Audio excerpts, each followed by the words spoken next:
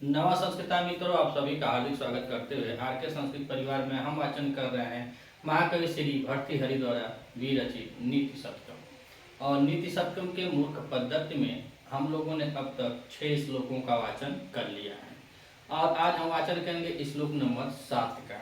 तो इसमें अब मूर्खों के प्रति ईश्वर का दिया हुआ कौन सा आभूषण होता है वही महाकवि भर्तृहरि जी बतलाएंगे।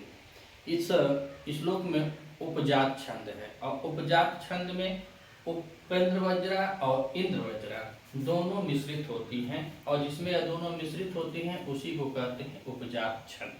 तो आइए वाचन करते हैं, देखते हैं कवि जी क्या बतला रहे हैं मूर्खों के लिए कि ईश्वर का दिया हुआ कौन सा ऐसा चीज है, कौन सा ऐसा मंत्र है, कौन सा ऐसा आभूषण है जो उनके लिए सुशोभित होता है, लेकिन कहाँ होता है, कैसे होता है।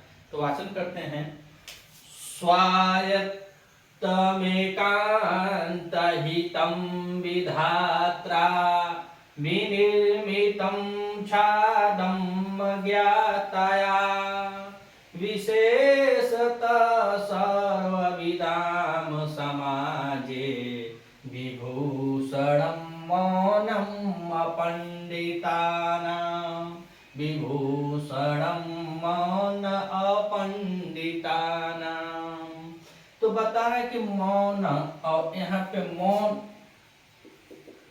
मौनम में है तो वह हलंत हो जाएगा और आगे दिया है अपंडिता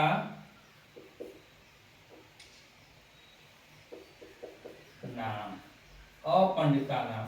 अर्थात जो मौनम का जो म का हलंत है इस म में अ आ गया है तो यहाँ पे दीर्घ संधि हो जाएगी, दीर्घ संधि। तो बना है कि मौनम, और यहाँ पढ़ा मौनम पंडिता नाम, तो मौनम पंडिता नाम नहीं, यहाँ पे पढ़ा जाएगा मौनम अपंडिता नाम, अपंडिता नाम। तो मौनम अपंडिता नाम, तो यहाँ बता रहे हैं कि जो मौन है वह अपंडितों का, अल्पज्ञों का, मूर्खों का क्या है।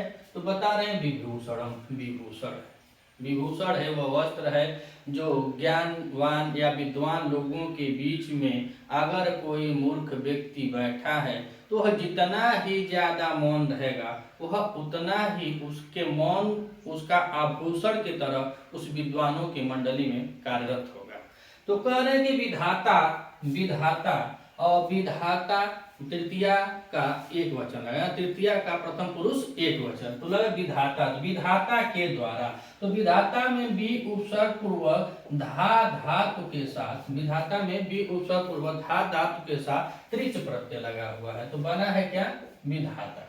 तो कहेंगे विधाता के द्वारा मौनम अपंडिता नाम, जो मूर्ख लोग होते हैं, जो अज्ञानी लोग होते हैं उनके स्वायत्तम एकांत हितम, स्वायत्तम और स्वायत्तम बताया जाता है कि स्वास्य, स्वास्य और स्वास्य आयत्तम हो जाएगा, जिसमें आप अपने आप में आप स्वतंत्र हैं, अपने आप में आप स्वतंत्र हैं।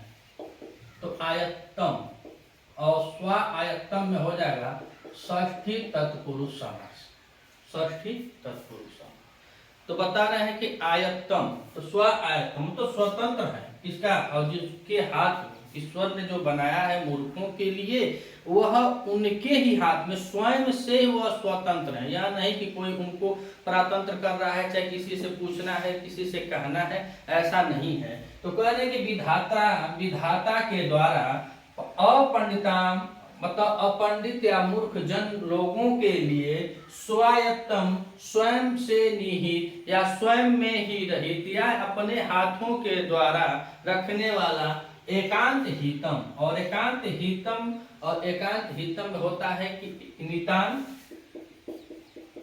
नितांत हितम, नितांत हितम, तो उनका हित है उन्हीं के हाथों में है, जो मूर्ख है उन्हीं के हाथों में हित है। और हित में तो हित को देखा जाए तो धा धातु के साथ कत प्रत्यय हुआ है तो बना है हितम, उनकी भलाई कहाँ है उन्हीं के हाथ में है। तो विधाता ने अपंडितों के लिए स्वतंत्र रूप से एकांत हितम अर्थात जो उनके हित के कार्य में जो सिद्ध उनके हित के योग्य जो बातें बताई हैं, अत्यंत जो बातें हैं वह क्या है, तो कह रहे मौन, मौन माने शांत।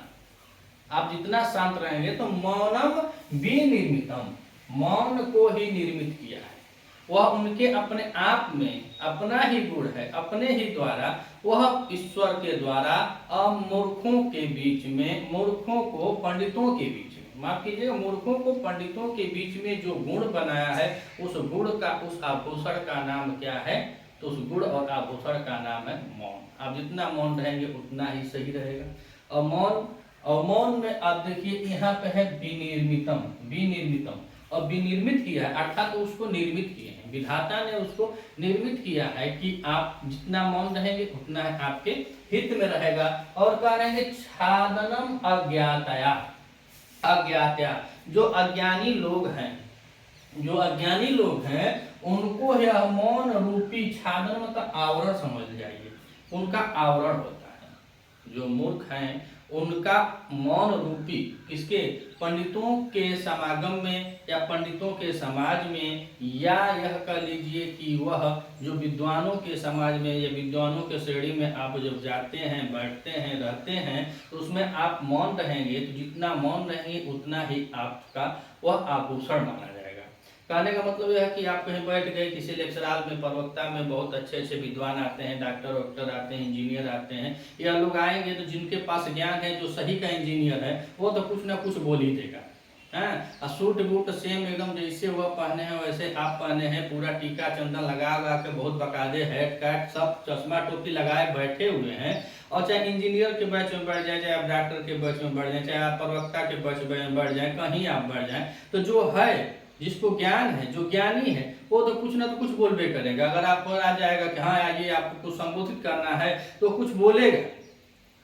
अगर आप पूरा सेम बैठे हुए हैं उसी तरह, उसी हाइट कैट टोपी में, और उसी तरह वहां पे सब कुछ आपका वस्त्र सब सही है, अच्छा है, एकदम देखने में पूरा परफेक्ट लग रहे हैं, लेकिन अगर कहीं आपको खड़ा कर दिया जाए कि आओ बोलो, तो आपको कुछ अइबे नहीं करेगा, तो उससे आपकी मूर्खता सिद्ध हो जाएगी। इसीलिए बता रहे हैं भर्तृहरि जी बहुत डीप में जाकर के कि जो मूर्ख होते हैं उन मूर्खों को अगर मौन जो है वह विधाता का दिया हुआ एक प्रकार का आवरण है, वही कह रहे हैं छादन, एक प्रकार का आवरण है। किसके लिए?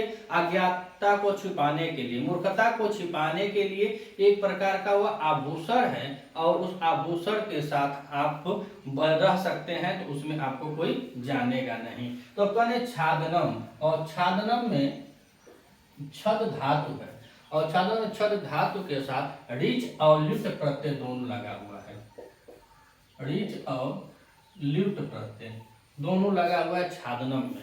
और अज्ञानता, तो कह रहे अज्ञानता, तो न अज्ञ न ज्ञ, जो नहीं कुछ जानता है, न ज्ञ बराबर अज्ञ, और न ज्ञ बराबर अज्ञ, न जानने वाला, तो अज्ञ तो न अज्ञ, नहीं जानता है, अर्थात में नन तत्पुरुष समास हो जाएगा। अज्ञता में नन तत्पुरुष समास हो जाएगा, नन तत्पुरुष समास। तो कह रहे हैं कि विधात्रा मौनम अपंडितानाम स्वातेत एकांत हितम छादनम अज्ञता विनिर्मितम, विनिर्मितम, अर्थात ईश्वर ने, ब्रह्मा ने, अगर विधाता दिया है कि यहाँ ब्रह्मा को बता रहे हैं कि ब्रह्मा जी ने अपंडितों अज्ञानियों के लिए, स्वयं के लिए या स्वयं के हित के लिए एकांत हितम, जो उनका उनके हितकारी है, उस हितकारी के लिए मौन को, जो मौन है वह छादन अज्ञाता, उस मूर्खता का